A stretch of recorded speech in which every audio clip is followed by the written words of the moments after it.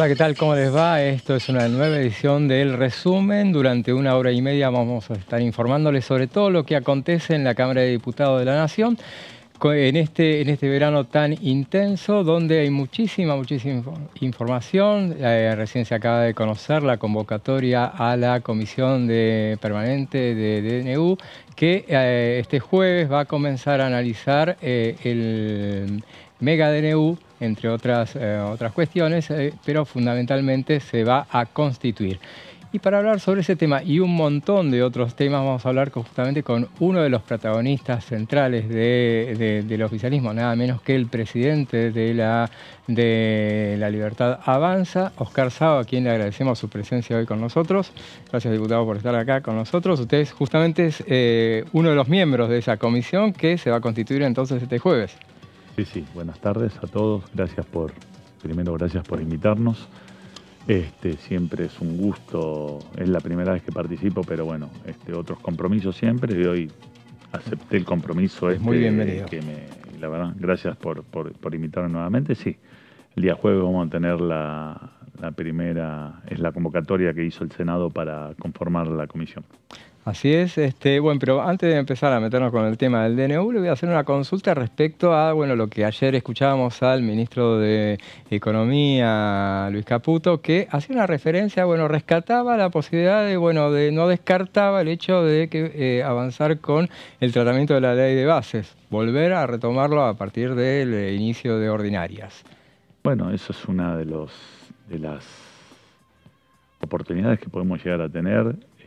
Lo dijo el ministro, ya hace 2 semanas vengo diciendo, me vienen preguntando sobre cómo se va a volver a tratar la ley, si va a venir por parte. Yo dije, bueno, que hay distintas opciones que puede venir. Podemos volver a tratarla desde cero con los 664 artículos que tiene, que ya lo veníamos nombrando nosotros. El ministro también en una oportunidad, cuando sacamos el dictamen, que había quedado 582 artículos, después él decidió creo que 24 horas después de que nosotros teníamos el dictamen ya firmado, listo para llevar, creo que retiró el paquete fiscal, lo había retirado, así que bueno, habían quedado 382 artículos, así que bueno, de esa manera, si el ministro acaba de confirmar que puede ser de una manera, puede ser de otra, dividido en varias leyes, así que puede ser, digo yo, ¿no? Claro. Eso lo va a tomar el Poder Ejecutivo, va a tomar las riendas y va a ver cómo quiere mandar el paquete de leyes, si es en general o si puede mandarlo separado. Puede ser justicia y seguridad, puede ser salud y acción social, puede ser educación y cultura. Es decir, el paquete fiscal, por ejemplo, que era uno de los que el mismo ministro sacó un viernes, justamente sí, con la intención correcto. De enmendar, encarrilar un poco la situación y finalmente... Sí, para ver el tema y satisfacer a todos aquellos que decían que era una mega ley, que era un paquete, que eran muchos, qué sé yo. Bueno, el ministro había tomado la decisión, pero tampoco bastó. Aparentemente muchos también le molestaban los 382 artículos y querían desmenuzarlo, querían empezar a hacer algunas cuestiones que está, pero bueno, ahora nuevamente el ministro del Interior ha encarrilado nuevamente tiene la tarea de empezar a hablar nuevamente con los gobernadores, con los intendentes, con los senadores, y bueno, se va a empezar, y bueno, en breve seguramente, si tenemos una convocatoria ya que es para el 1 de marzo inaugurar las ordinarias, así que bueno, ahí nuevamente el ministro del Interior tendrá la tarea de hablar, la ardua tarea de hablar nuevamente con los gobernadores, con los representantes de cada provincia, para a ver cómo podemos ir encarando esa mega ley que se decía. Usted habla de los gobernadores y yo le hablo en este caso de los diputados nacionales, y bueno, donde hay la oposición dialoguista, digamos, que bueno, las dos cuestiones quedaron bastante afectadas por cómo se dieron las situaciones. O sea, ¿cuál es la relación más sencilla, le parece, para acordar más prontamente? ¿Quedó más dañada la parte con los gobernadores o con la oposición dialoguista? No, con los diputados y con la oposición dialoguista, la verdad que siempre nosotros venimos teniendo un diálogo fluido. Lo hicimos en el plenario, después lo hicimos cuando se presentó el dictamen, lo hicimos después en la primera sesión que tuvimos, donde conseguimos los 144 votos para sacar en lo general. Así que bueno, el diálogo siempre está y siempre estuvo. Después se han cometido algunas cuestiones que no era lo acordado, así que por eso tomamos ese día, tomamos la resolución de ir a un cuarto intermedio y después volver a la comisión. Así que el diálogo sigue estando.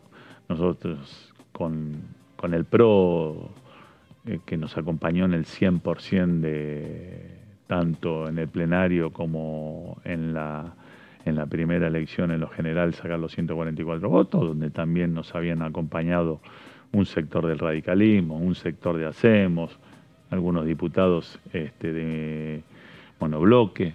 Así que bueno, vamos a seguir dialogando, vamos a seguir acordando, todo lo que sea para el bienestar de los argentinos es bienvenido sea. Menciona el PRO y bueno, mucho se habló en los últimos días respecto de la posibilidad de una fusión o un armado más, institucionalizar un poco lo que en los hechos se da. ¿Qué le parece que puede llegar a suceder? Si empezaron ya las negociaciones, o sea, ¿de quién depende esa posibilidad y qué cree que es lo mejor que se vaya a encarrilar? Bueno, el diálogo con el PRO se viene haciendo ya antes del 19 de noviembre, que fueron las elecciones del balotaje, así que teníamos un muy buen diálogo, donde incluso se hizo una fiscalización en conjunto, se trabajó en algunos sectores, se hizo campaña en conjunto. No se olviden que la actual ministra de Seguridad vino al cierre del acto de campaña en la provincia de Córdoba. Así que desde ahí ya venimos trabajando, después se trabajó en la conformación de lo que es el Congreso de la Nación con las autoridades, se fue trabajando así en pleno, se trabajó también con algunos sectores de Hacemos, con el radicalismo tuvimos el diálogo, con monobloques también. Así que bueno, se estuvo haciendo un trabajo y con el PRO tenemos un trabajo que acordamos y bueno, nos acompañaron hasta el último momento. Así que la incorporación de la ministra Bullrich, la incorporación del ministro Petri, Luis Petri también en defensa, y algún otro sector, y seguramente se va a seguir el diálogo y vamos a seguir trabajando en lo legislativo y vamos a trabajar en el Poder Ejecutivo, ya trabaja, hay amplio diálogo, así que bueno, esto fluirá y se va a ir viendo en el tiempo. Cómo vamos a ir relacionándonos más en cuestiones de tanto del Poder Ejecutivo como del Poder Legislativo con el PRO, así que bueno, de eso se trata la política, es sentarse, dialogar, acordar y ver para adelante. Lo que tenemos que tener siempre nosotros es el objetivo final, es el bienestar de la República Argentina y el bienestar de los argentinos. Ahora, ustedes son 38 diputados, el PRO son 37, son 75 suman entre los dos, les faltan todavía un montón, les faltan casi 60 diputados para aprobar las leyes, para tener quórum, todas esas cosas. Siempre es mucho más que 38. Claro, o sea que hay que sumar. Hay que sumar, siempre hay que sumar, el buen diálogo lo tenemos el buen diálogo. José Luis Esper hoy es el presidente de presupuesto, donde no era de nuestros bloques, así que es unibloque. Hay otros bloques que son unibloque, hay otros que son de 9 bloques, así que vamos de 9 diputados, así que vamos a estar charlando con todos y vamos a tratar de sumar a todo el mundo que venga al espacio, a la mesa, de sentarse para hacer un diálogo más fluido con todo el mundo y que poder tener unas expectativas de acercarnos más al número de 129 para empezar a charlar estas cosas. Claro, ¿y qué expectativa tiene, qué clima cree que va a encontrar el presidente de la Nación en la Asamblea Legislativa dentro de 10 días? Creo que faltan. 1 de marzo. 1 de marzo. qué clima va a encontrar, porque bueno, todos estos chisporroteos que ha habido, estas críticas muy fuertes que ha lanzado contra el Congreso en general, o sea, qué clima, cómo se puede encarrilar esa situación, qué expectativa tiene respecto de esa jornada. Bueno, nosotros seguimos hablando con la gente creemos que los diputados, hay muchos diputados que vienen de distintas vertientes, si podemos estar de acuerdo o no. El tema es que democráticamente nosotros tenemos que sentarnos a la mesa de la discusión, se tiene que sentar, el primero de marzo es una herramienta de la democracia que nos da permanentemente todos los primeros de marzo para iniciar el proceso en la Cámara de Diputados como para poder iniciar las sesiones ordinarias, así que bueno, desde ya con muchas expectativas y que todo el mundo nos sentemos cordialmente a llevar la sesión y adultamente también llevar la sesión. Sabemos que siempre el objetivo que digo yo tenemos que tener. Los argentinos están pasando un momento muy malo. Y la verdad que nos miran a nosotros, a la Cámara de Diputados, a la Cámara de Senadores, a los representantes, miran al Ejecutivo y miran que seamos adultos y que nos sentemos en una mesa de discusión. Por sobre todas las cosas está el jubilado, el trabajador, están todos los lugares viéndonos que están pasando muy mal momento para que nos sentemos en la mesa y les solucionemos los problemas. Todo el mundo tiene que mirarse hacia adentro y decir que tiene mucho más para dar. Y ese mucho más para dar lo tiene que tener cada representante del pueblo, no solo del Poder Ejecutivo, sino del Poder Legislativo. Y creemos que desde ahí es que nos sentemos adultamente a trabajar, solamente el Ejecutivo, sino con las leyes. Tenemos que sacar el país de donde está sumergido. Y la verdad que eso es con colaboración de todos los sectores. Incluso los sectores empresariales también tienen que entender que este país no puede soportar más una grieta. Creo que la grieta la tenemos que cerrar y creo que tenemos que empujar todo el mismo carro. Así vamos a sacar a la Argentina para adelante. Perfecto, diputado, le agradezco mucho su visita hoy con nosotros y bueno, mucha suerte en lo que le espera, porque bueno, la tienen bastante complicada. Ustedes son el oficialismo con menor cantidad de diputados de la Nación, menor cantidad de senadores, o sea que es todo un desafío realmente histórico, realmente. El objetivo nuestro, lo vuelvo a insistir, el objetivo nuestro es la Argentina que tenemos, que nos necesita a todos. Y el trabajo nuestro es broquelar, juntar, poner en la mesa de discusión y que salga lo mejor para tener un resultado claro, para darle a la Argentina lo que se merece, a los trabajadores, a los jubilados, a todo aquel que la está pasando mal. Es la solución. Y la solución es juntarnos, sentarnos en la mesa de discusión y sacar lo mejor. No, negativamente me parece que no es el objetivo que quiere la sociedad. La sociedad busca que nos juntemos todos, que le demos un resultado claro. Acá no hay que titubear, que sí o que no, hay que ver, y la ventajita que podemos tener cada uno de nosotros y cada una de las provincias. La ventaja, la única solución es estar y darle la solución a todo aquel que nos está mirando y la está pasando mal. Perfecto, muchas gracias, diputado. Gracias a ustedes por invitarnos. Nosotros vamos en la continuidad informativa, vamos a escuchar lo que nos decía ayer en tercera edición el diputado Fabio Quetlas. La ley bases no era una ley técnicamente hablando, en el sentido de que era la acumulación de un conjunto de iniciativas legislativas en la que yo creo genuinamente, y esto no lo digo en términos peyorativos, que también el gobierno con esa ley tan amplia lo que le pretendía decir al electorado es venimos a cambiarlo todo. Y además un programa, ¿no? Sí, claro, y tenía un aspecto de comunicación, digamos, ¿no? Entonces iba de, no sé, modificaciones en derecho sucesorio, el régimen de pesca, biocombustible, facultades extraordinarias, privatizaciones, etc. En muchas de esas áreas, en áreas centrales de la ley, las conversaciones abiertas en comisión, las presentaciones de personas y de colectivos que vinieron a nutrirnos y las conversaciones paralelas que siempre se sostienen, me parece que son importantes porque hay un montón de iniciativas al interior de la ley que capaz tienen que ver con la eficiencia micro de algunos sectores que pueden ser interesantes, impulsarlas, revisarlas o darle otro cariz. Y tenemos un Parlamento con una composición que va a exigir una conversación pública de calidad, porque nadie tiene una mayoría clara, hay que construirla. Y nos guste o no nos guste, la única forma de construir esa mayoría es convenciendo al otro, digamos. Sí, sin duda.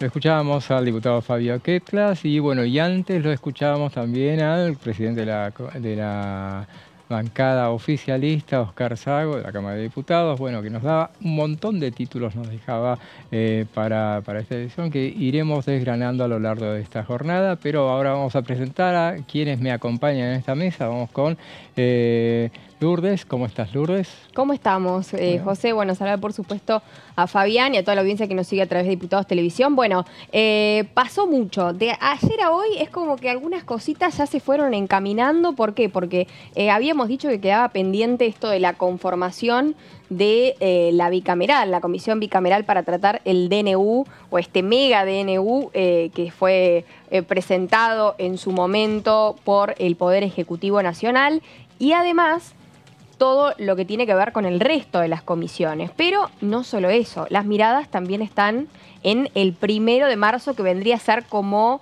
el inicio de clases o el inicio de las sesiones ordinarias, ¿no? Como en el colegio decíamos, es el primer gran día, donde este primer gran día creo que va a ser muy especial por ser también el primer discurso, y ya lo hemos dicho estos días anteriores, va a ser el primer discurso de Javier Milei, va a ser la apertura oficial y creo que por ahí un antes y un después en materia discursiva para los que están con él y para los que no lo están, ¿no?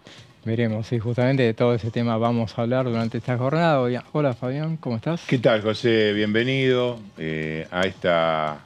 a Diputados TV, en una jornada que viene precedida de una noche tempestuosa, porque de esta manera podríamos denominar los calificativos que emitió el presidente de la Nación hacia la Cámara de Diputados. El nombre exacto es nido de ratas. Y en ese sentido consultamos esta mañana en Casa Rosada, los que estábamos allí, con respecto a qué se podía esperar de esto que hablaba recién Lourdes, del discurso del 1 de marzo. La sensación es que va a estar en el mismo tono. No creo que diga nido de ratas frente a los diputados, pero que sí va a seguir marcando la diferencia en lo que significa la casta política, el hecho de venir justamente a dejar los privilegios de lado. Este discurso que realizó en las escalinatas del Congreso el pasado 10 de diciembre y que va a tener un tono similar el próximo 1 de marzo cuando se inicie la Asamblea Legislativa. Y en este sentido, bueno, para analizar lo que les deja, ¿no?, a los diputados oficialistas un titular del Ejecutivo que pareciera seguir en su camino de enfrentar al Congreso de la Nación, y lo que le queda de margen para trabajar a los diputados, al presidente de la Cámara con la oposición, inclusive, bueno, uno de los diputados que es profundamente republicano y él se ha sido siempre liberal en lo económico. Estamos hablando de Ricardo López Murphy, a quien nombró con todas las letras ayer también en un reportaje. Así que creo que esto de que vos decías, días tumultuosos, yo creo que de aquí al 1 de marzo, sin lugar a dudas, con la conformación de la comisión bicameral que analiza los decretos, va a ser sin lugar a dudas difíciles y complicados. Así es, y bueno, justamente hay que ver de qué manera, si se frena la pelota un poco, que es un poco lo que decía el presidente del bloque La Libertad Avanza, justamente recién con nosotros, decía, bueno, hablaba de la necesidad, la tienen clarísimo, ellos son, con la adhesión del PRO son 75, les faltan 60 diputados más o menos, sí, como para poder sentarse a conversar. Él decía, bueno, él lo tiene muy claro. Saben que de alguna manera están tratando, van a ver de qué manera van a reflotarlo. De ayer fue una buena noticia en cuanto a lo que decía, por un lado, el ministro de Economía, respecto de avanzar con volver a reflotar la ley de bases, pero paralelamente teníamos al presidente de la Nación que en Corrientes lanzaba dardos muy duros contra el Congreso en general. Y bueno, por eso le planteamos al diputado Sago el clima que imaginaba que podía llegar a encontrar el presidente en la inauguración del periodo ordinario. Sobre todo teniendo en cuenta que no será una novedad el hecho de que, bueno, se dé un intercambio entre las bancadas y el presidente de la Nación. Habrá que ver, los diputados y senadores son los que ofician de locales. Sí. Pero ya ha pasado, por ejemplo, sin ir más lejos, con Mauricio Macri, pasó un año en el cual en la Asamblea se picó muchísimo y en un momento dado, bueno, está aquella famosa frase de Mauricio Macri que le dijo, bueno, lo que ustedes dicen habla más de ustedes que de mí. Y bueno. Y uno se imagina carteles en las bancas también, eso, ¿no? Sí, eso es lo de menos. Bueno, pero digamos que va a formar parte del folclore y que indudablemente va a estar allí presente. Más con el tratamiento del DNU y lo que plantean de Unión por la Patria, José Lourdes, en el sentido de plantear sobre tablas en alguna sesión la discusión, ¿no? Sí, yo creo que también va a ser una etapa importante y va a ser un día importante para los gobernadores que estén sentados ahí en las primeras filas, ¿no? Me parece que ahí también es donde va a tener que, se va a tener que poner el foco, más allá de que esto es cierto, el tema de los carteles o quiénes pueden ser los invitados que van a estar también en los balcones, pero pensando quiénes van a ser los gobernadores, quiénes van a estar en la parte de los ministros, de los invitados, en este caso, que saben venir embajadores y demás. Embajadores vienen también, ¿no? Sí, a veces sí. La Corte. Dijiste ahí, y lo de la Corte, ¿no? Porque esta creo que es el único espacio donde están los tres poderes juntos, ¿no? Donde está, en este caso, los miembros de la Corte Suprema de Justicia, que el año pasado estuvieron y que inclusive creo que todas las miradas se las llevaron ellos porque hacía poco había iniciado el proceso de juicio político, más precisamente el 16 de enero, reiterando que esto fue un 1 de marzo. Habían pasado apenas 3-4 reuniones de juicio político, entonces estaba todo el ojo de toda la atención y todas las miradas sobre los miembros de la Corte Suprema, pero me parece que hoy, cómo está la situación en cuanto a esto de buscar aliados y tachar de la lista quienes no trabajan en conjunto con lo que tiene en su agenda el gobierno nacional, es en los gobernadores y, por qué no, también en los intendentes que lleguen. Habrá que ver justamente también con relación a esa oposición dialoguista. Le planteamos al diputado Sago la diferencia, con quién era más fácil resolver o con quién estaba más complicada la relación, si era con los gobernadores o con la oposición dialoguista, y previsiblemente dijo, bueno, con los diputados en general siempre ellos mantienen el diálogo. El diálogo no se ha caído nunca, obviamente. Sí. Hay una disposición, ayer lo escuchábamos al diputado Aguirre que decía, nosotros tenemos disposición a avanzar con las negociaciones, o sea, que le vaya bien al gobierno. Esa postura la mantienen más allá de las fuertes críticas y los epítetos que se utilizan, y justamente, bueno, uno de los destinatarios de esas duras imputaciones fue, bueno, Ricardo López Murphy, y hoy le puso paños frías, como fiel a su estilo, decía, bueno, la verdad que no voy a salir a contestar, lo que pasó tenía que ver inclusive con lo que era la parte electoral de algo que había sucedido allá por 2021. Sería bueno tener en cuenta, y con este espíritu que el presidente había vuelto de su gira europea, que bueno, después de haberlo visto al Papa y de haber pasado por Israel y justamente el Muro de los Lamentos y todas esas cuestiones, tener en cuenta un poco que hay imbuirse un poco de espiritualidad y poner cierta frialdad a determinadas cuestiones y dejar de lado lo que fue la campaña electoral, porque bueno, este es un momento dado en el que de todas maneras para muchos tiene obviamente toda esta es parte de una táctica del presidente, que justamente mantener esos cuestionamientos. Mantener la guardia en alto, y es una forma, pero yo creo que más allá de eso, como vos bien decís, la necesidad de avanzar con algunas leyes. La semana pasada también señalaban en Balcarce 50 la posibilidad de generar leyes, están trabajando en algunas, no se sabe bien cómo van a salir, por ejemplo lo que anunció hoy a la mañana el vocero presidencial con respecto a la esencialidad de algunos trabajos, en este caso hablamos de la docencia, también se habla de declarar esencial el transporte, y eso sí efectivamente va a llegar a través de decretos o de leyes. Todavía, según comentaban, las mesas técnicas estaban definiendo cuál era la mejor estrategia.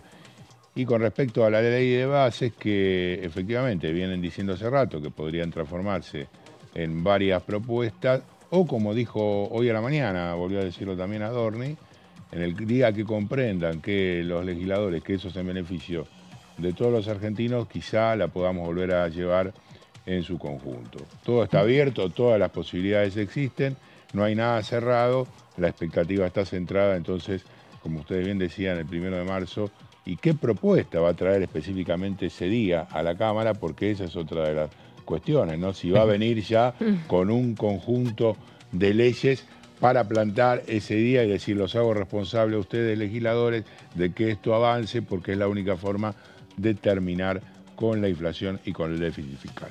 Veremos todo eso, vamos a analizarlo inmediatamente después de una muy breve pausa. Ahora vamos a analizar a ver qué es lo que justamente va a proponer el presidente de la Nación en la Asamblea. Vamos a la pausa primero.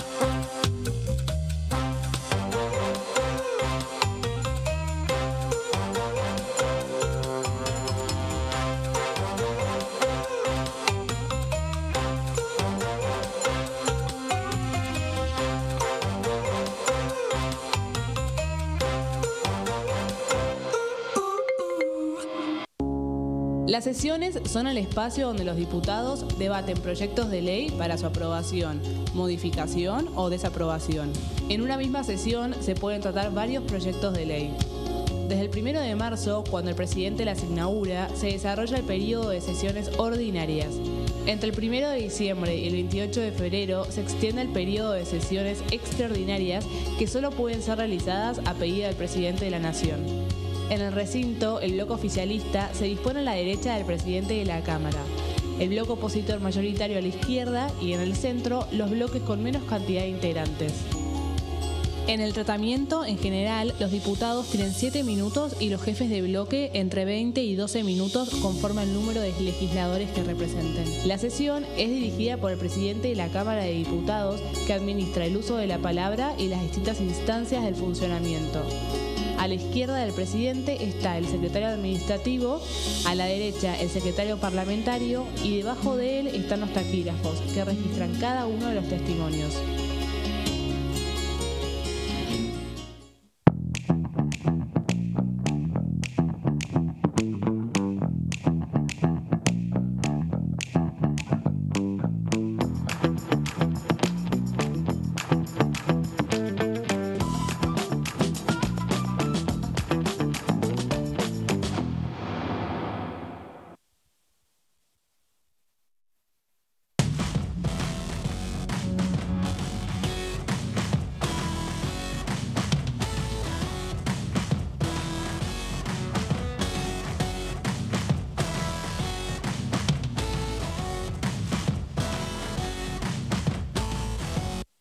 ¿Qué diferencia hay entre la Cámara de Diputados y la Cámara de Senadores?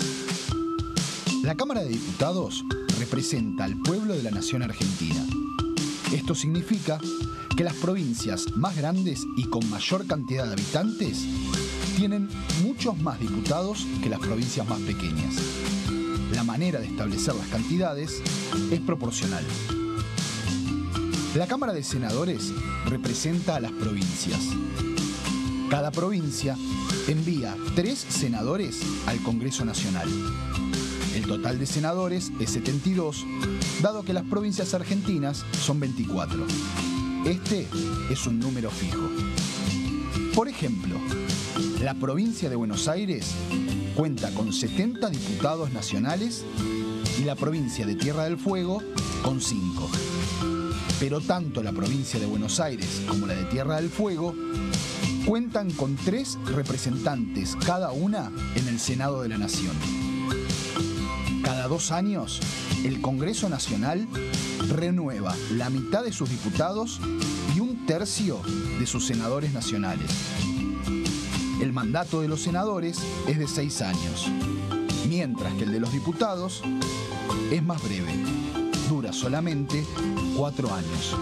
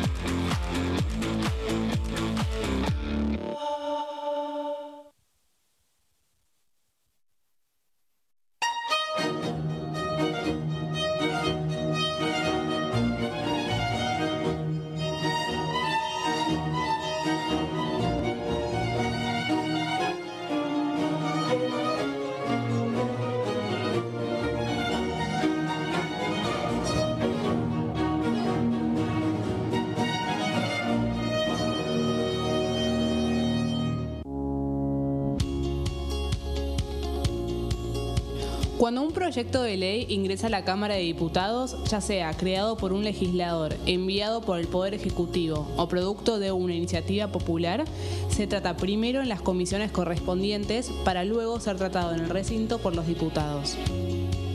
Las comisiones son el ámbito de análisis y debate sobre los proyectos de ley conformadas por legisladores de distintos bloques. Hay 23 comisiones especiales que tratan temas específicos como el atentado a la AMIA y 45 permanentes que tratan temas vigentes como educación y salud. Un diputado puede formar parte de varias comisiones. Cada comisión se compone de un presidente, un vicepresidente y de 3 a 5 secretarios. La duración de los miembros de las comisiones permanentes y especiales es de 2 años. Para que la comisión funcione debe tener quórum, es decir, un mínimo de 15 y un máximo de 31 a 49 diputados. Las autoridades son elegidas por los propios integrantes de las comisiones, que a su vez son elegidos bajo consenso por sus propios bloques. Para que un proyecto sea tratado en el recinto, debe contar con el apoyo de la mayoría de los integrantes de esa comisión. Al finalizar una reunión de comisión, se dictamina sobre la pertinencia de tratar el proyecto en el recinto. El dictamen propone una resolución o decisión sobre una o varias iniciativas o proposiciones.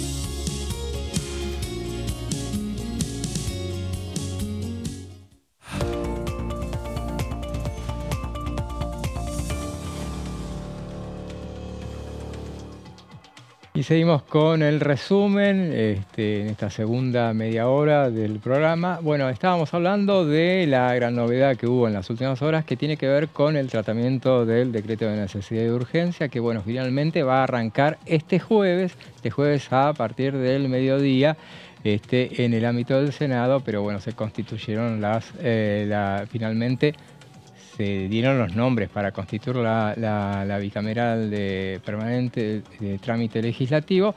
Pero bueno, de todo ese tema, de lo que es el tratamiento de este DNU, nos va a hablar ahora Fabián.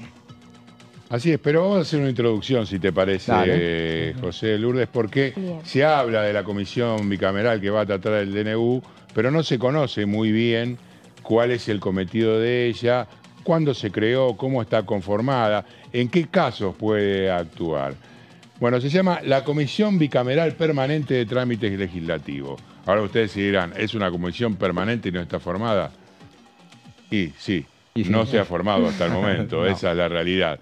Y ese es uno de los cuestionamientos que le hicieron a los gobiernos anteriores, que efectivamente no se reunió, no se juntó para llevar adelante el análisis de las distintas formas que tiene de trabajo con respecto a definiciones o declaraciones o decretos del Poder Ejecutivo Nacional.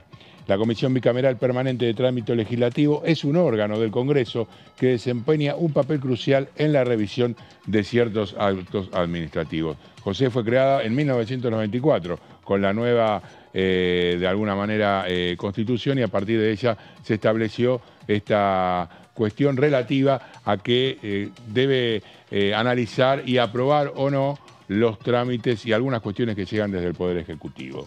Está compuesta por 8 diputados y 8 senadores. Esto fue lo que se conoció en el día de ayer, los 8 diputados, y designados por los presidentes de ambas cámaras a propuesta de los bloques parlamentarios, respetando la proporcionalidad de las representaciones políticas. Esto después también vamos a hacer un pequeño paréntesis con este análisis para ver los cuestionamientos que ha tenido en definitiva lo que hoy se estará conformando y mañana va a empezar a actuar. Vamos con la próxima placa. Su función principal es examinar y evaluar los siguientes tipos de decretos y actos emitidos por el Poder Ejecutivo. Unos son los decretos delegados, aquellos en los que el Congreso ha otorgado al Poder Ejecutivo la facultad de legislar en determinadas materias. Estas son las famosas delegaciones, lo que estuvo en discusión durante el tratamiento de la Ley Base. Vamos a la próxima placa, por ahí, favor. Perdón, Fabi, esa era como la principal cuestión del DNU, ¿no? El decir, bueno, con esto el Poder Ejecutivo Nacional va a poder tener esa facultad, ¿no? De disponer los proyectos que ellos quieran durante un año, ¿no? Sí, claro, digamos que esa Era primera parte había sido aprobada, exacto. Y después cuando se empezó a analizar cada una de las cuestiones en particular ya empezaron los peros. Los decretos de necesidad y urgencia, estos son los famosos DNU, las medidas tomadas por el presidente en situaciones de urgencia que requieren una posterior ratificación del Congreso Nacional. La próxima placa, y los decretos de promulgación parcial, son aquellos en los cuales el Poder Ejecutivo promulga solo una parte de una ley sancionada por el Congreso. O sea que pueden volver al Congreso en función de que el Ejecutivo ha rechazado por alguna cuestión en la que no está de acuerdo algún dictamen, algún articulado de la ley, y el Congreso en definitiva tiene que aprobarlo o no. Vamos a seguir avanzando. Entonces, ¿cuáles son los pasos para aprobar un DNU? Creo que aquí está el quid de la cuestión y lo que tiene que ver con las observaciones que han hecho desde la oposición, ¿no? Con respecto a cómo se ha desarrollado hasta el momento la labor del oficialismo. Una vez publicado en el boletín oficial, recordemos que el caso del DNU se publicó el 29 de diciembre, si no el 28, recuerdo, sí. El 28 de diciembre, gracias, José. El Poder Ejecutivo tiene 10 días para someter el DNU a consideración de la Comisión. Perdón. El DNU es el 20. Ah, el 20 de okay. diciembre, sí. El 28 es la ley. La ley base, claro. Sí. El Poder Ejecutivo tiene 10 días para someter el DNU a consideración de la Comisión Bicameral de Trámite Legislativo del Congreso de la Nación. Siempre hablamos de días hábiles cuando hablamos de días corridos, ¿sí? Vamos con la que sigue. Si el jefe de gabinete no remite el DNU en el plazo establecido, la Comisión Bicameral se aboca de oficio a su tratamiento. En este caso, el DNU llegó en el último día que tenía habilitado el jefe de gabinete para hacerlo, y en ese sentido no hubo ningún problema, claro, ¿no? Eso fue lo que había sucedido. La Comisión Bicameral tiene 10 días para expedirse acerca de la validez o invalidez del decreto y elevar el dictamen al plenario de cada Cámara para su expreso tratamiento. Lo que sucedió en el caso del DNU es que la Comisión Bicameral no se expidió, transcurrieron más de los 10 días y por eso desde Unión por la Patria venían exigiendo una sesión en la Cámara de Senadores para poder tratarlo, puesto que el plazo reglamentario para debatirlo en la comisión ya había sido superado ampliamente. Vamos con la que sigue. Las cámaras no pueden introducir enmiendas, esto es sustancial, ¿no? No es como una ley, no es como cualquier otro trabajo que se haga en cada uno de los recintos, porque debe ser aprobado en bloque, no hay posibilidad de ponerle un punto de más o sacarle una coma. Agregados o suspensiones al texto del Poder Ejecutivo.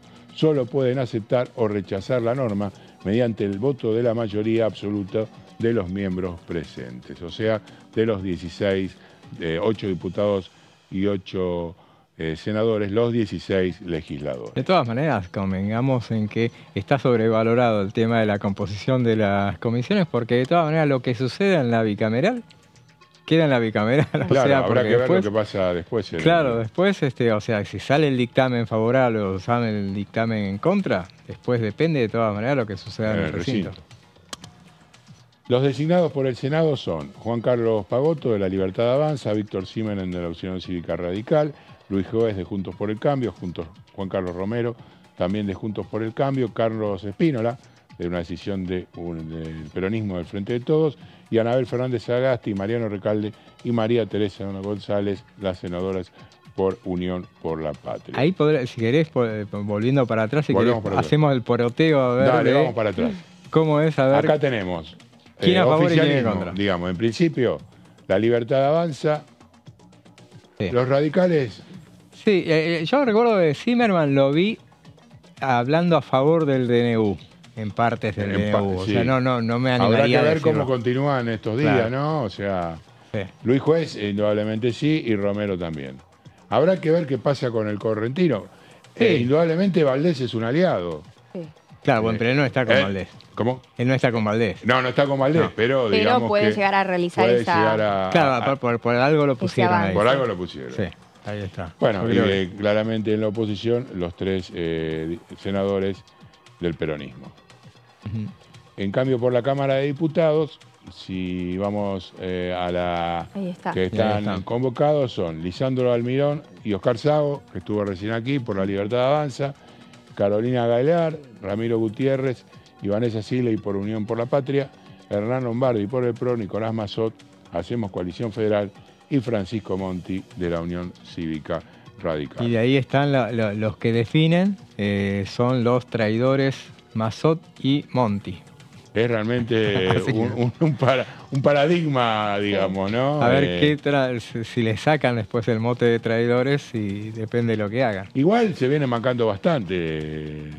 Monti, que en una entrevista con Diputados TV se refirió a que ya por ahí algunas de las cuestiones en cuanto a las abstenciones y a los votos a favor, en sí el armado, que él quizás hubiese... pero que sino que quizás hubiese sido más enriquecido el dictamen si hubiese tenido lugar en más comisiones. Seguramente. Sí, Monti, digamos, pero además tiene una postura bastante desde el punto de vista económico liberal, con lo cual creo que también estaría del lado de apoyar este DNU. Sí, en el caso de los dos me parece que sí. ¿Te parece? Y bueno, vamos a la que sigue. Bueno, esto es con respecto a lo que pasó en estos últimos días, ¿no? Porque el presidente de esta Cámara, Martín Menem, había exigido que Unión por la Patria quite uno de los 4 diputados propuestos, pues, según lo que indica el mensaje o el documento que emitió el titular de la Cámara Baja, la proporción indica que le corresponden 3 legisladores por tener el 38.52% sobre los 257 diputados. Finalmente, no tomó la decisión el bloque de Unión por la Patria de eliminar uno del listado, el último era Germán Martínez. La decisión recayó en manos entonces del presidente, quien quitó justamente al titular del bloque, al santafesino Germán Martínez. Y la respuesta de Germán Martínez a lo que realizó finalmente el titular de la Cámara, Martín Menem, dijo... en un tuit que su bloque tiene 99 diputados y le asignaron 3 lugares, una banca cada 33 diputados. Mientras que La Libertad Avanza, señaló, tiene solamente 38 integrantes y le asignaron 2 legisladores en la bicameral.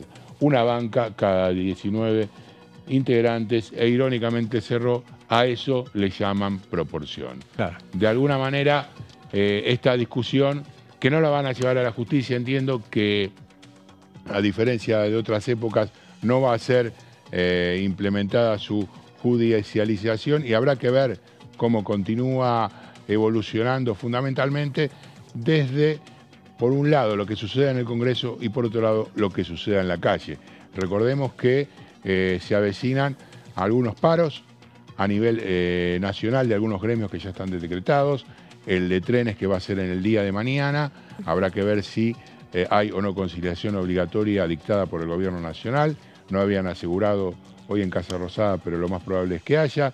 El de los trabajadores de la sanidad, el día jueves, Y el mismo jueves va a haber paritaria, o como le dice, gusta llamar al gobierno nacional, una conversación sobre los salarios con los docentes.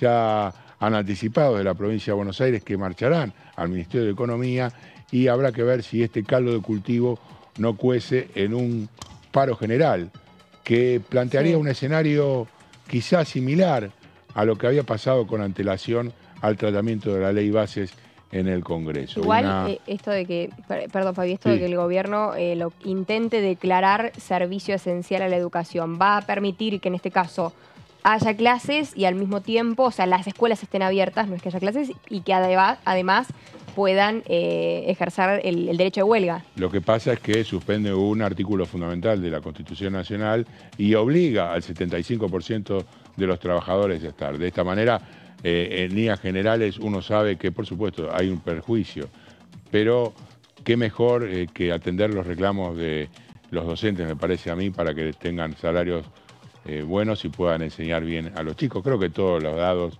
es lo mismo. Y porque ¿no? también en el medio están los chicos, ¿no? Teniendo en cuenta que salen de una pandemia en la que por ahí fue difícil, ¿no? El proceso de escolarización, de seguir recibiendo los conceptos, esto de inventar también o que reaparezca lo que sería el home office o el colegio online.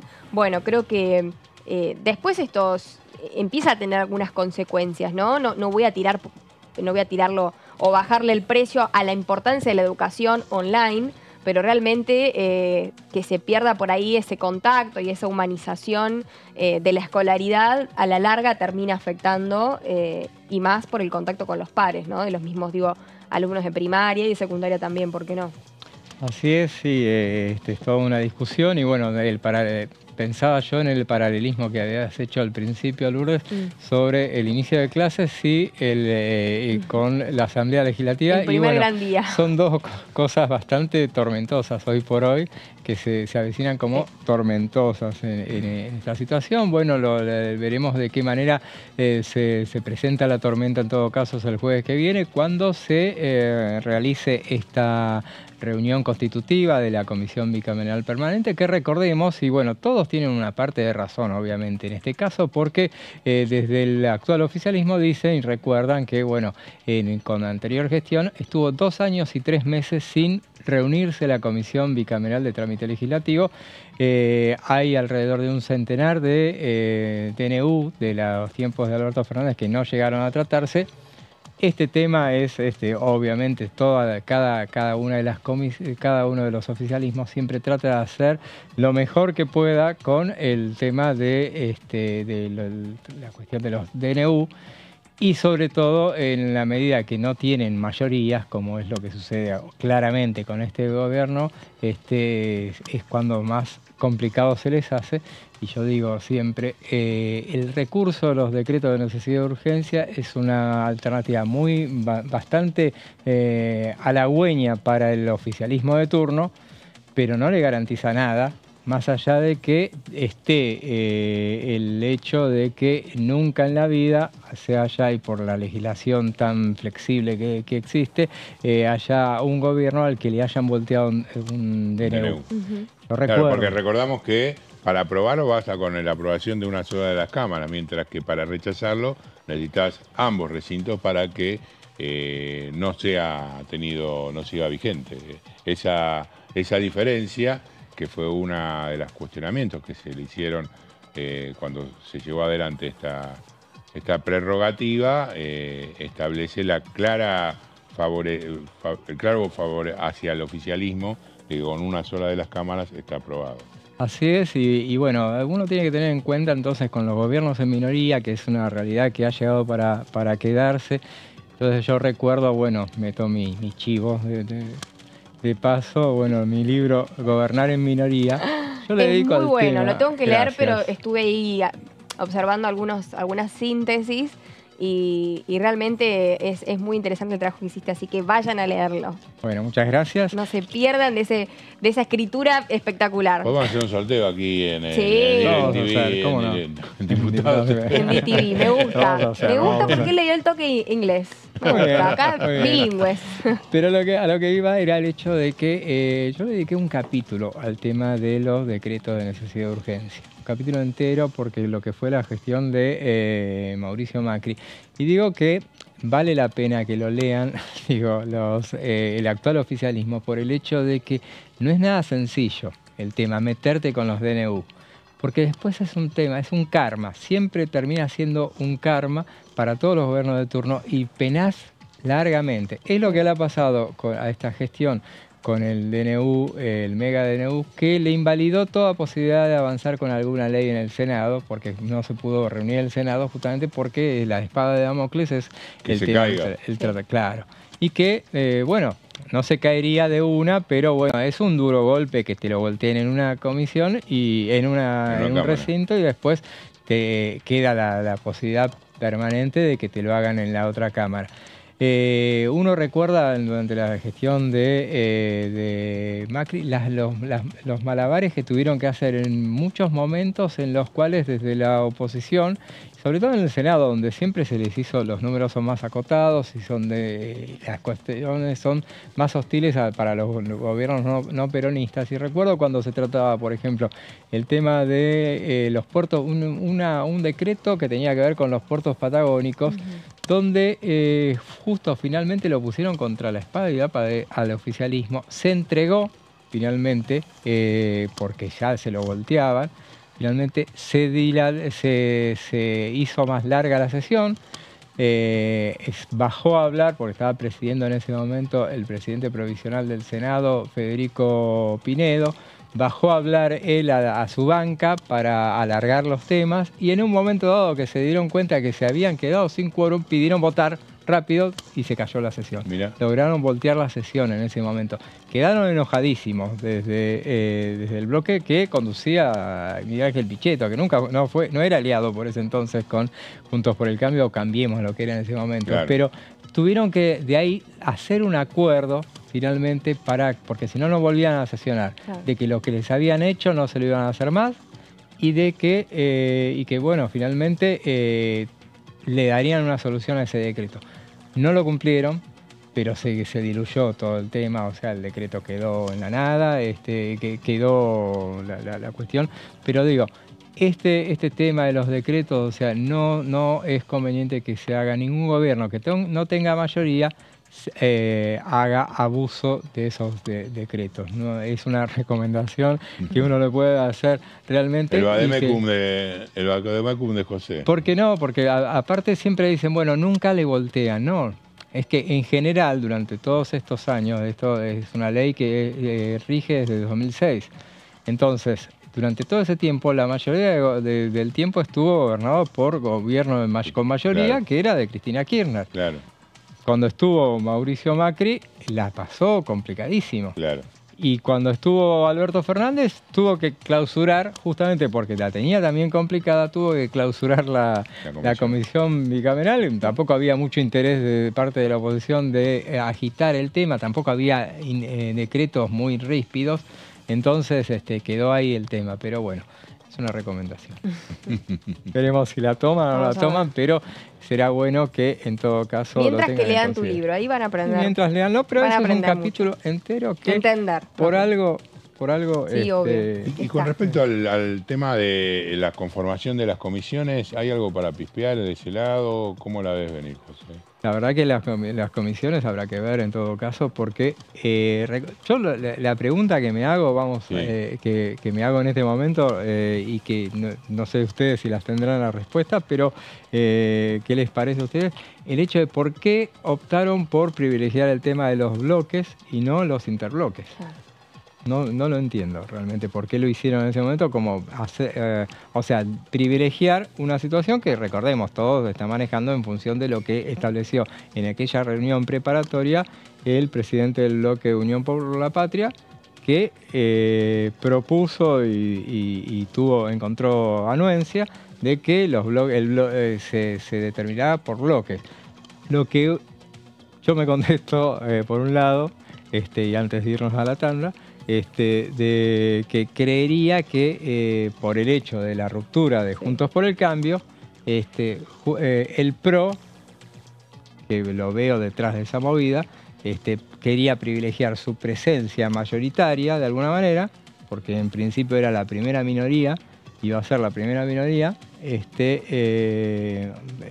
la segunda minoría. La segunda minoría, pero temiendo que a lo mejor el resto de Juntos por el Cambio se terminara armando en interbloque. Entonces, por eso privilegió el no bloque, me parece. No sé si ustedes piensan. No, creo que algo va por ahí, digamos, ¿no? Igualmente, de alguna manera podemos decir que aquel acuerdo no se cumplió totalmente entre Martín Menem, Germán Martínez y Cristian Ritondo, porque de hecho no le otorgó la misma cantidad de diputados de representación a Unión por la Patria. Así que habrá que ver cómo continúa el armado de las comisiones, ¿no? Habrá que ver, sí, justamente, y lo veremos en todo caso, porque dejaste la pregunta pendiente y lo vamos a analizar después de una muy breve pausa.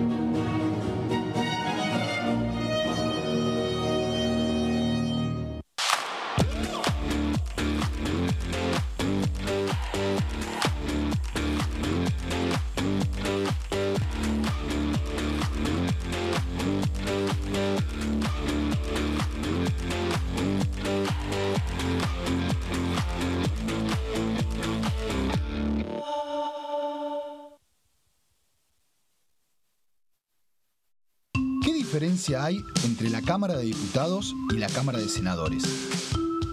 La Cámara de Diputados representa al pueblo de la nación argentina.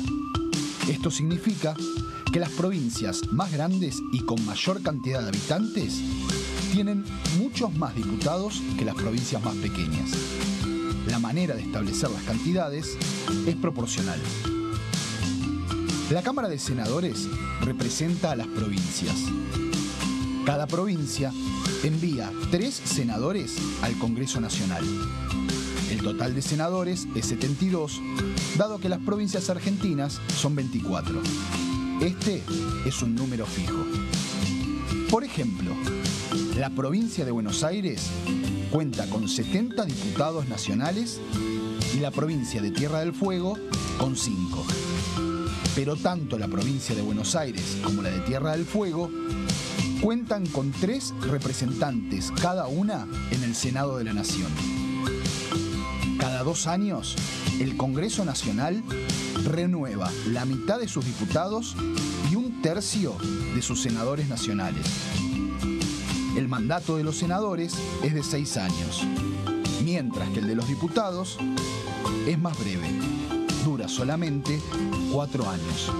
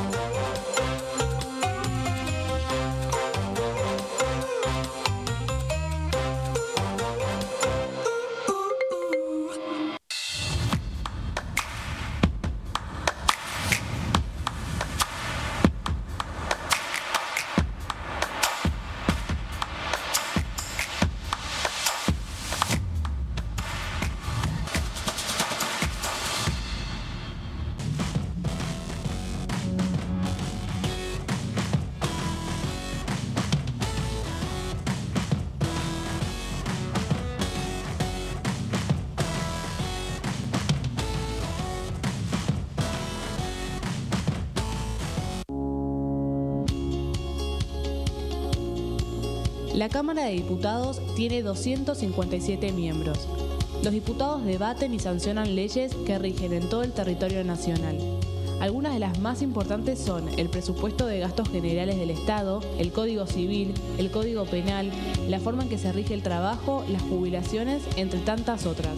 Además, controla y hace un seguimiento de las políticas del Poder Ejecutivo a través de la visita de diferentes funcionarios o el pedido de informes, así como la posibilidad de realizar juicios políticos a los funcionarios. La duración de los mandatos de los diputados es de 4 años y pueden ser reelegidos indefinidamente. Desde el momento en que asumen y hasta el final de su mandato, no pueden ser acusados, interrogados judicialmente ni molestados por las opiniones o discursos que imitan desempeñando su mandato. Son requisitos para ser diputado tener al menos 25 años, 4 años de ciudadanía argentina y haber nacido en la provincia por la que se postula o haber residido en ella los 2 años precedentes. Se agrupan en bloques que expresan partidos políticos o afinidad ideológica. Existen también los monobloques integrados por un solo diputado.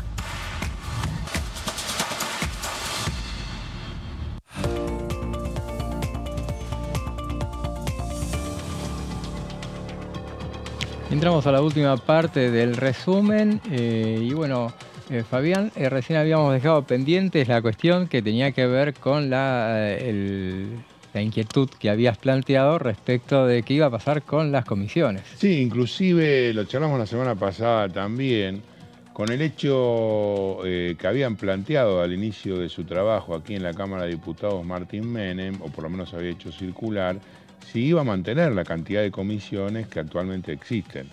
Esa era otra de los planteos que supuestamente no permiten que todos los diputados participen de todas, que muchas no se reúnen durante algún tiempo, entonces forman parte de una estructura que no tendría sentido, ¿no? Que se mantenga según lo que dice el oficialismo. Más allá de eso, bueno, va a ser todo un síntoma, porque entiendo que cada uno de los bloques tiene que elevar las propuestas del propio con los nombres de quienes van a participar en cada una de estas comisiones donde se discuten las cuestiones relativas a lo que se trata en el Congreso. Recordemos que las comisiones, José, para toda la audiencia de Diputados TV, funcionan todo el año y trabajan durante la semana. Así es. Y en ellas no solamente trabajan los diputados, sino que se reúnen los asesores, quienes son los que liman las asperezas sobre los proyectos, se dedican a estudiar cada uno de los puntos, darles las versiones que se ajusten a derecho, lo redactan correctamente y están en constante, diálogo con asesores de otras bancadas, todos dirigidos por los secretarios de cada una de estas comisiones, quienes son los que reúnen el material. Creo que la comisión de juicio político a la que hacía mención Lourdes y que vimos todo el año pasado fue un ejemplo de cómo efectivamente trabajan, porque muchas veces se dicen que están ahí en el Congreso, no hacen nada, no laburan, pero bueno, más allá de estar en la sesión, durante la semana, estos asesores que están adscriptos a cargos y cobran como tales de la bancada de alguno de los diputados, tienen su función en justamente producir las leyes, adaptarlas a las requisitorias legales y sacar los dictámenes que son los que finalmente se terminan discutiendo en los plenarios de comisiones o cuando se discuten en más de una comisión conjunta. Así que no es para despreciar el trabajo que llevan adelante y creo que desde ese lugar habrá que echarle el ojo a cada uno de los legisladores que conforman las distintas comisiones. Y el otro tema es ver cuándo efectivamente va a llamar el presidente, porque eso, la llave la tiene el titular de la Cámara de Diputados. Claro, recordemos, por ejemplo, que durante la gestión anterior, bueno, sobrevino la pandemia, primero.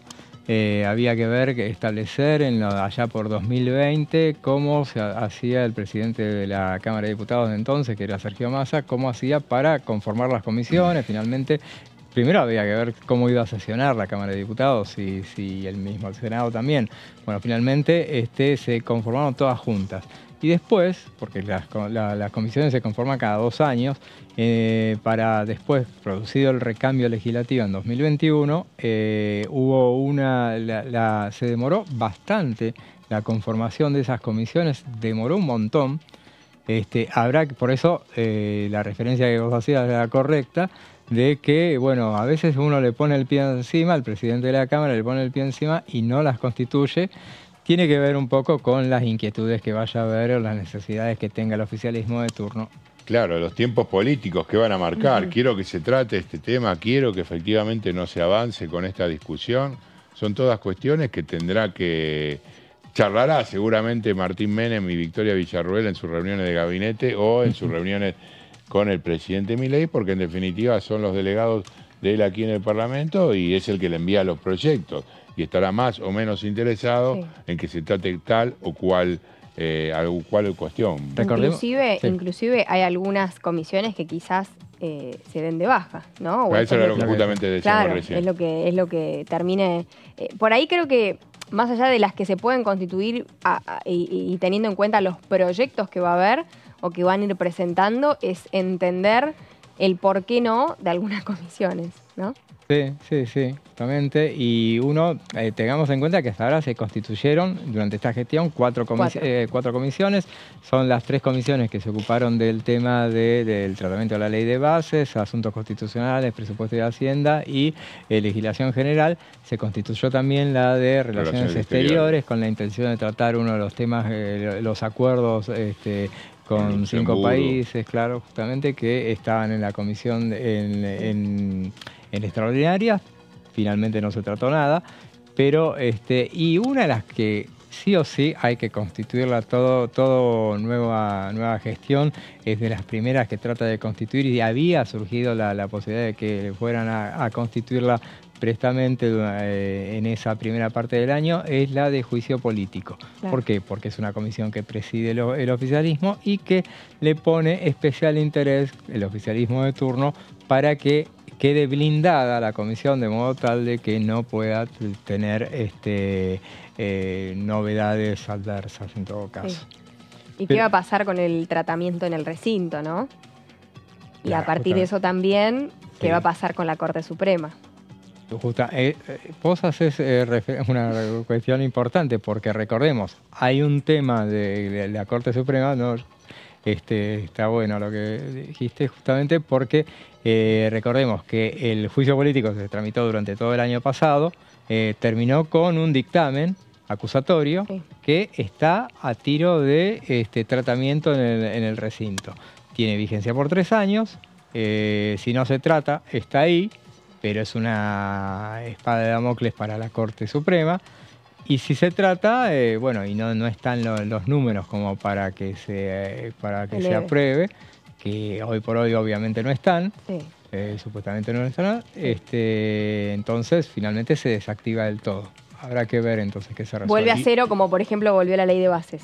Por ejemplo, claro. Ahora, yo acá hasta ahora lo que no ha jugado o no ha participado claramente, más que nada de alguna forma por mirarlo de costado, es la Corte Suprema, ¿no? Hay una cuestión que de alguna manera está mirando de reojo el gobierno nacional sobre la definición también de la Corte en cuanto a apelaciones sobre el DNU. La más importante que surgió los primeros días había sido del gobernador de La Rioja, Ricardo Quintela, y en ese espacio la Corte Suprema también es un poco tiempista, ¿no? Sí, sabemos que la justicia también juega su juego. En el gobierno dicen, bueno, nosotros no nos metemos.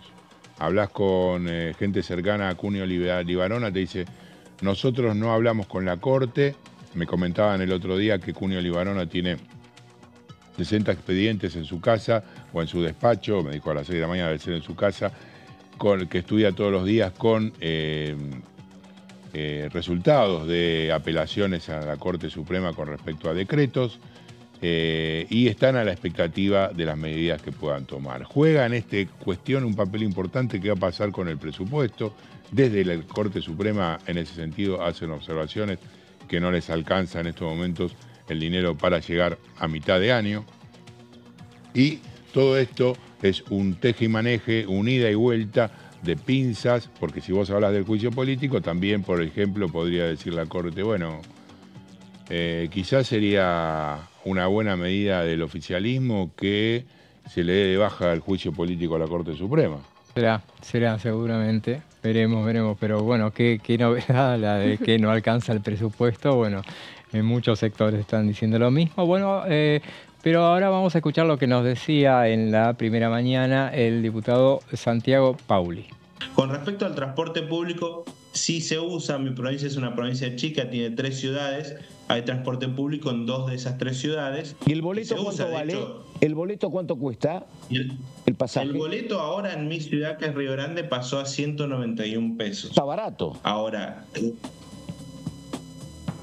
es una discusión para dar. Está caro, está barato, es correcto, no es correcto.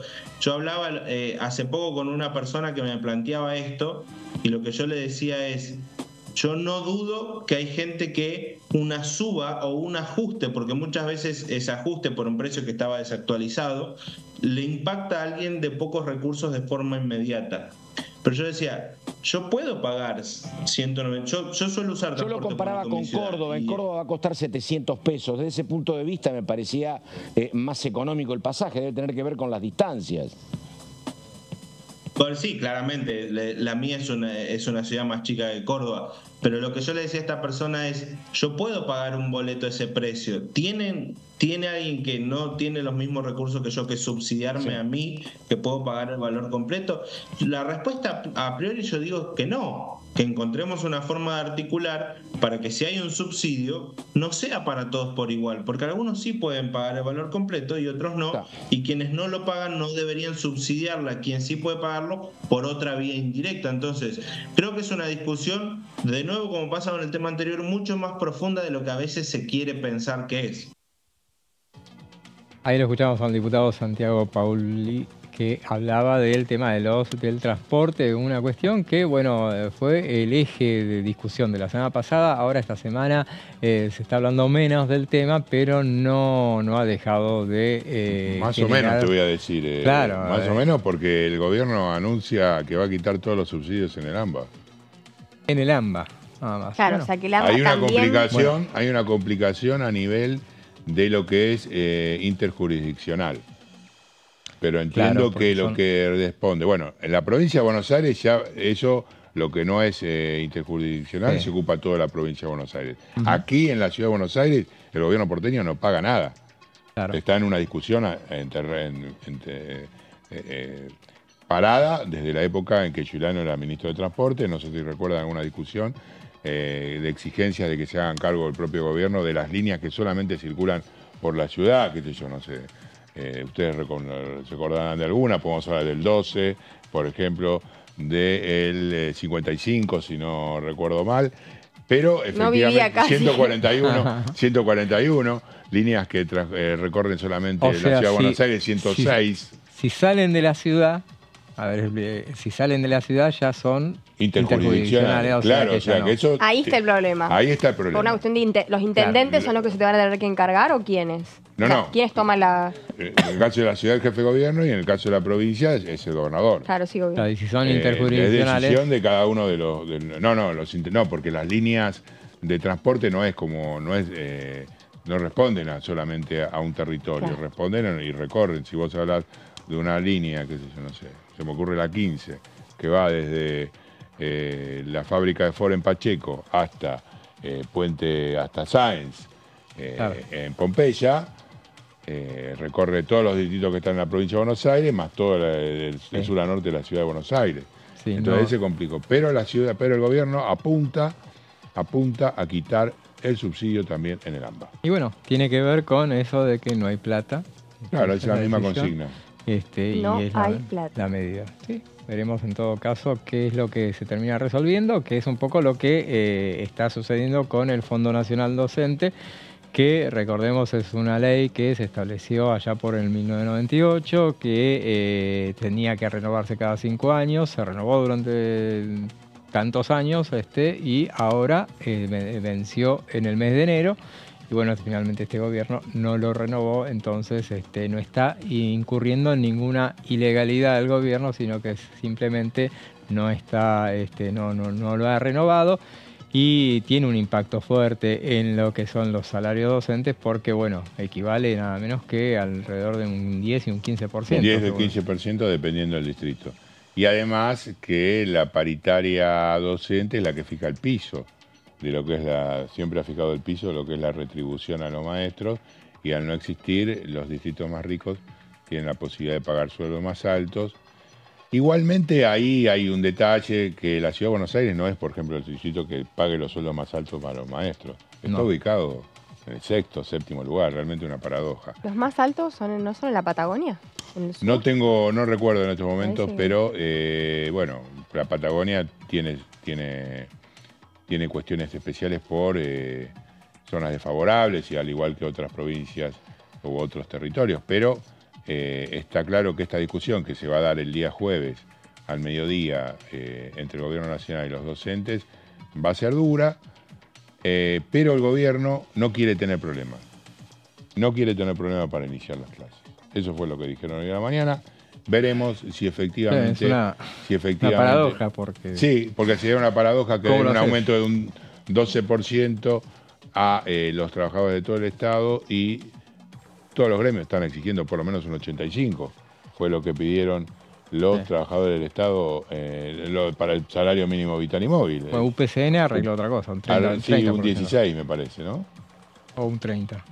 Ah, no, bueno, después nos fijamos. O puede ser un 16, que termina redundando en un 30, algo así, no importa, pero AT no lo aceptó. No, AT no lo aceptó, claro. Así que bueno, veremos en todo caso en qué resuelve. No nos vamos a meter con la cuestión salarial, pero evidentemente es... ¿Tienen un plazo o no? Todavía no. O sea, tendría que definirse en estos días. Y antes que empiecen las clases, o sea, tenés que ir a las clases sabiendo cuál va a viste ser que el salario. ha pasado esto que decíamos la otra vez, de que muchas provincias empiezan antes que otras, y ahí es cuando pero justamente cuando no hay definición, es que se dan... Bueno, ha habido conflictos muy importantes en los últimos años, por ejemplo en Chubut, con la gobernadora Alcioni, hubo muchísimos días sin clase. En Santa Cruz, con la propia Alicia Kirchner, hubo muchos días sin clase.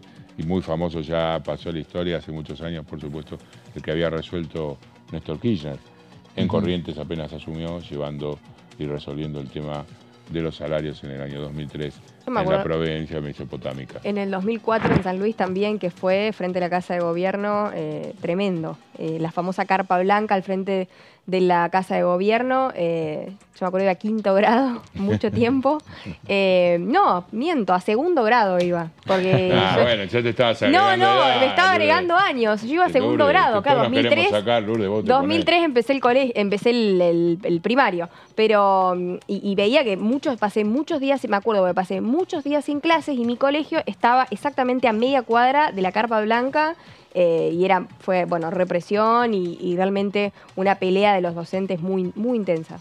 Claro, porque la carpa blanca, es inspirada en esa carpa blanca original que atravesó la última parte del gobierno de Menem, que allá por el año 98 justamente se buscó una solución a partir de ese fondo... El FONID. El FONID. Sí. Justamente, que equivale a un porcentaje del 1% que se establece sobre los embarcaciones, aeronaves, aviones y autos de lujo. Y después está el Fondo Nacional de Compensación Docente, que es la otra pata que el gobierno tampoco estaría aportando justamente para igualar los salarios entre los maestros de las distintas provincias. Y el otro tema son, en realidad ahí hay una cuestión que no sé cómo la ven ustedes, porque el gobierno decidió prorrogar el presupuesto 2023, ¿sí? Sí. Pero no aplica las asignaciones como estaban aplicadas antes, cuando era lo que efectivamente, no sé cómo lo entendés vos José, que sos un experto en esto. Si vos tenías aplicadas las partidas prorrogando el 2023 a determinadas cuestiones y las asignaciones no van en ese sentido, no pasa nada. En teoría, la realidad es esa, lo que están planteando. Yo sé que por eso me causaba gracia el planteo de la Corte, el hecho de que dijeran no nos alcanza el presupuesto, porque es lo que le está pasando a todas las dependencias. Yo sé específicamente, por ejemplo, lo que hay en ciencia y tecnología, que me decían, por ejemplo, que como pasa con todos, que los sueldos les alcanza todos los recursos hasta junio, el mes de junio. O sea que, como sea, si vos te manejás con los números anteriores, o sea, la prórroga de los presupuestos implica atender la cuestión de la inflación, obviamente, y recursos que los presupuestos son un dibujo, recordemos, desde hace tiempo que tiene la posibilidad el jefe de gabinete de turno para reasignar partidas, y es así como se hace. Lo que no estaría dándose en esta situación, y que justamente hay muchos sectores que ven, y que así como le pasa a ciencia y técnica, le pasa a todos los sectores que tienen sobrevida hasta mediados de año. Después Dios dirá qué es lo que hacen, y por eso hay un reclamo permanente que le hace una parte de la oposición al oficialismo de establecer un nuevo presupuesto, hacer un nuevo presupuesto que significaría una especie de hoja de ruta que fuera para esta administración. Eso no va a suceder, obviamente, porque bueno, ya bastante complicaciones le trajo el tratamiento durante extraordinarias de la ley de bases. Sí.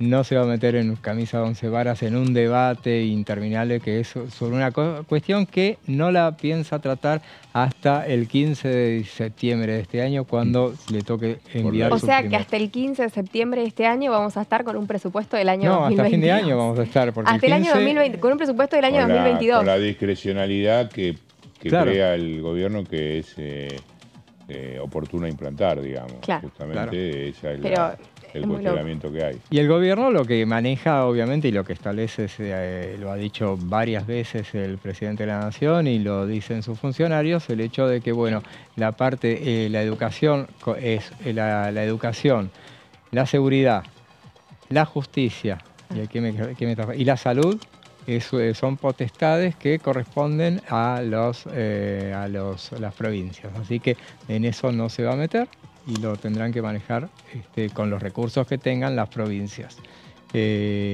Algunos están haciendo una objeción a esto que pudo implementar Ignacio Torres en Chubut, ¿no? Es un fondo de incentivo provincial que pareciera que los fondos provienen de Nación.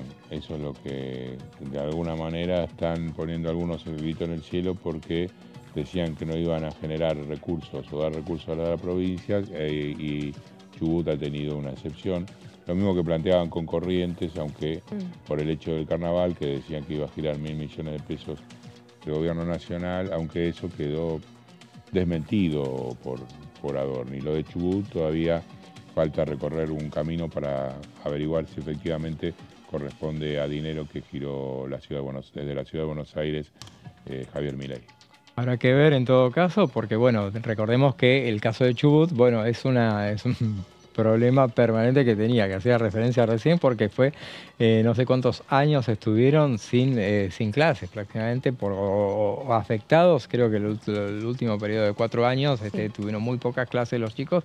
Es un distrito que se manejó muy mal, que prometió más de lo que podía llegar a prometer, y bueno, es un recurso en todo caso de la nueva gestión, bueno, encontrar la beta de que, bueno, si querés diferenciarte de lo que fue el gobierno anterior, bueno, haces las cosas bien en ese sentido. Por pero eso bueno, decía también lo de los salarios, que hay en el sur, a ver más o menos cómo son los lineamientos después de todo esto que pasó. Claro, justamente habrá que ver de qué manera entonces se establece, pero bueno, este es un poco el panorama, teniendo en cuenta entonces en esta semana que ha pasado mucha actividad. O sea, ayer tuvimos una noche tormentosa en materia de cruce de misiles de parte, no sé si eran cruces, por lo menos los misiles iban para un lado y que los mandaba desde Corrientes. Y del otro lado le respondían con palomas, me parece, ¿no? Sí, de alguna manera. Sí. La verdad que salvo sí. Excepciones, consideran que hay que seguir adelante con el proyecto, más que nada porque consideran que es una oportunidad que no se puede desaprovechar. Esto es el discurso que han tenido desde Massot, Pichetto hasta los radicales como Rodrigo de Loredo, quien lo vimos hace unos días aquí en la Puerta de Diputados en una muy emotiva, reconocida y muy viralizada entrevista. Así es, sí. Y bueno, y otra de las cuestiones que sí que se tuvo lugar esta semana fue el hecho de la constitución de esta comisión, que bueno, como la reunión de la comisión de DNU será el jueves, mañana tenemos tiempo para seguir hablando del tema. Yo iba a reflotar la cuestión, pero bueno, lo vamos a dejar para mañana. Por ahora llegamos al final.